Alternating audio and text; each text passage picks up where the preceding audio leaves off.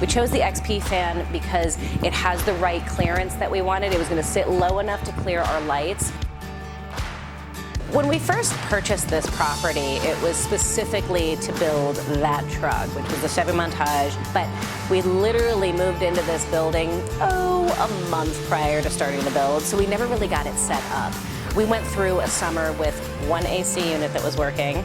The rest of them in the building did not work. No fans, no airflow. I'm really excited about bringing fans into the space for a number of reasons. One, it's going to keep my electrical costs down because the AC in the middle of the summer is just absolutely absurd.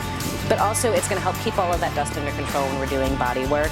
And of course, we're working all around the clock here sometimes, especially if we're in the middle of an intense build for SEMA.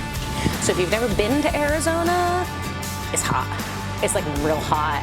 Even with the air conditioning, it never really gets that cool feeling, but instantly that air just starts circulating. It was wonderful, so it's gonna really help out here.